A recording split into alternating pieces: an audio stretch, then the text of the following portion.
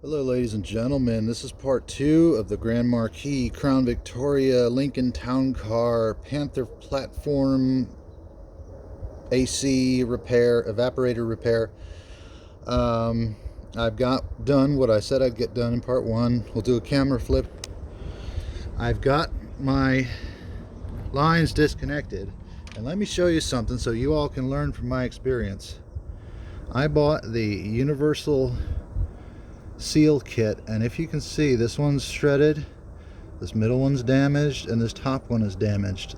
I bought the universal kit from O'Reilly. They did nothing wrong. I just bought a kit with 100 gaskets in it, figuring I would get the right one, but I guessed wrong.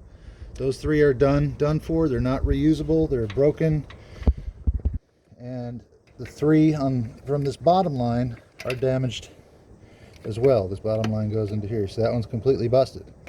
So wrong gasket size, wrong attempt. Maybe I broke this myself when putting it back together because I had to push really hard to get it in there, but I thought it might have just been fresh new seals.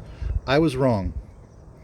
So moving forward, we've got the lines disconnected and we've got the bolts removed. There's one here, there's one here, there's a nut here, right there. And if we work our way underneath, come on, focus. There's one there. That's a screw that comes into the firewall from the backside, so we need to take it out from inside the car.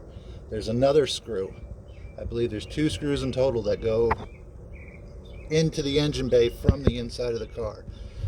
And there were 2 other nuts right here.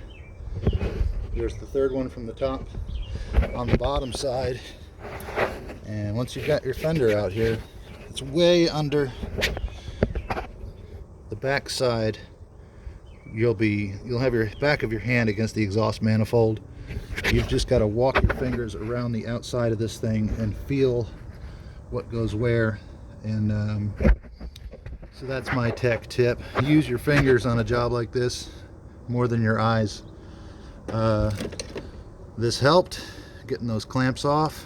I know there's the right tool for everything, but this is what I used. And this helped get the lip of the screwdriver just behind the lip of the hose, and you push it back and you break it loose from here because it's going to be like stuck on there. And what you want to do is, I've just got a fitting here, you're going to twist them a little bit to break that the rest of the way loose so you don't stretch the hose out or damage the hose while trying to remove it. So with a little twist it broke it loose, with a little tug it came right off. So we will go get the inside of the cab started. I'm going to wash my hands so I don't cover everything with everything. So we'll stop here and we'll make a different video for the inside because who knows what's going on there. Alright, this is part 2 or 3 or whatever. We'll see you in the next video.